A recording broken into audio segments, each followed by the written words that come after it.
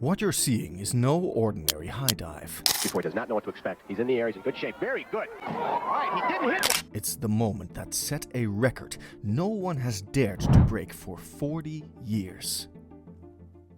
The year is 1983, and 6 fearless divers gather on a platform perched 172 feet above the ground. They're competing against each other for the high dive world record. They are not just aiming for glory, they are risking everything. What unfolded that day would cement a record and forever change the sport of high diving. In the early 80s, high diving was more than just a sport, it was a global phenomenon. Crowds flocked to see athletes defy gravity, leaping from unimaginable heights in a dangerous dance with physics. Captivated by its daring stunts and the sight of competitors in speedos, the annual high dive competition was one of the most anticipated events of its time. It was one of the era's most watched sports broadcasts, surpassed only by major events like the Super Bowl and World Series.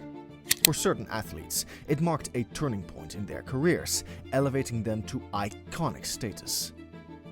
The stakes in 1983 were higher than ever. Literally. The event's platform was raised to a staggering 172 feet, making it the tallest competitive diving platform in history. The challenge wasn't just to survive, but to perform a flawless dive, stick the landing, and walk away unscathed. For these athletes, it wasn't about glory alone, it was about pushing the limits of human potential. To understand the sheer danger of high diving, consider this. At 172 feet, divers hit the water at over 70 miles per hour. He knows exactly where it is. Punched it. Oh, he landed way short. That's the same as colliding with concrete if the angle is even slightly wrong. At these heights, survival is far from certain, and catastrophic injuries like broken spines, traumatic brain injuries, organ damage, or even drowning are a constant threat. And the rules? They were as tough as the dives themselves. Number 1. Every dive had to include a 180-degree turn to qualify as a true dive. A twist midair wasn't just a stylistic choice, it was mandatory, and every competitor knew it could make or break their performance. 2. Divers had to exit the water unassisted. If help was needed, the attempt didn't count. Climbing out yourself was a badge of honor. Anything less meant the dive didn't count, no matter how spectacular it looked. 3. No protective gear was allowed. Only a swimsuit and raw courage were permitted. The competitors would strip down to the bare essentials, a snug pair of speedos and maybe a lucky charm, but helmets or padding? Not a chance. On that historic day in 1983, Kunze, a 22-year-old prodigy, took to the platform with the confidence of a seasoned champion. His dive wasn't just impressive, it was a masterpiece. Executing multiple rotations with flawless precision, he hit the water with just the right angle and emerged from the pool victorious. You can see him going through some of his arm movements. There he goes. Good jump. He's in good shape. He knows where it is. All right! He drilled it! His 172-foot dive set the world record, a mark that has never been surpassed under these conditions.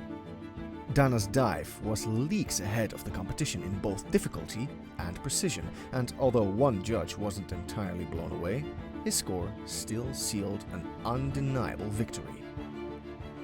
But the day wasn't without its dangers. The final competitor, Picard, stepped up for his turn, desperate to match Kunze's achievement. As he jumped, his body twisted mid-air, throwing his dive into chaos. He hit the water hard, knocking himself unconscious. For a terrifying second, he's lying face down in the pool. In what could only be described as an interesting oversight, no lifeguards were deemed necessary because, really, what could possibly go wrong when athletes are diving from extreme heights? Reverse somersault. He's in good shape. He holds it. Now he's...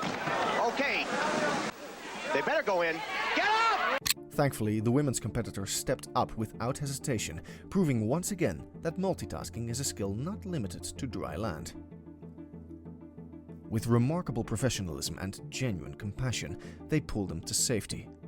Since that day, many have tried to challenge the record, but none have succeeded. In 1985, Randy Dickinson came close with a 174-foot dive, but the attempt ended in disaster when he shattered his femur upon landing and was unable to leave the pool. Unfortunately, the aftermath was life-altering. He spent the next 9 months in a wheelchair, recovering from injuries that underscored just how high the stakes truly are in this sport. In 1987, Olivier Favre demonstrated extraordinary courage by attempting a 177-foot jump, pushing the boundaries of the sport. Tragically, the dive resulted in a severe injury, leaving him with a broken back. His leap remains a testament to the bravery and resilience of high divers who continually challenge the limits of human ability. Even today, modern divers hesitate to approach such extreme heights. The sport has evolved, with events like the Red Bull Cliff Diving Series showcasing incredible acrobatics. But these dives rarely exceed 90 feet, a far cry from the dizzying heights of the 80s. Now, don't get me wrong, I'm not questioning their bravery, and their courage is undeniable, but it's clear that the focus has shifted from extreme altitude to technical mastery. In 2015, Lazaro Schaller attempted to claim the high dive record with a 192-foot jump. Recognized by Guinness World Records, his leap made headlines and currently stands as the highest dive. But many in the diving community dismissed it. Schaller's jump violated all 3 rules of traditional high diving. He wore protective gear, didn't perform any rotations, and required assistance to leave the water. Dana Kunze, the record holder from 1983, didn't hold back his criticism, saying that Schaller's jump was more of a stunt than a true dive.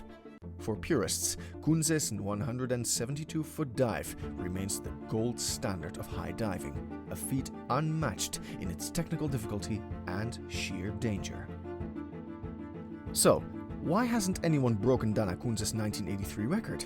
The answer lies in the extreme risks. High diving at these heights isn't just dangerous, it's life-threatening. The slightest mistake can lead to catastrophic injuries or worse, and few athletes today are willing to take that risk. Even the women's high dive record, set at 120 feet by Lucy Wardle in 1985, has remained untouched for decades. These records aren't just a testament to athletic ability, they are a reflection of the relentless determination and grit of athletes from a different era. These records might never be touched, but let's be real, the divers of the 80s were straight up unstoppable. They were pioneers of courage. Their leaps redefined what it meant to face the impossible, proving that ambition has no bounds. Today, their legacy challenges us to think bigger and ask ourselves, what risks are we willing to take to achieve greatness?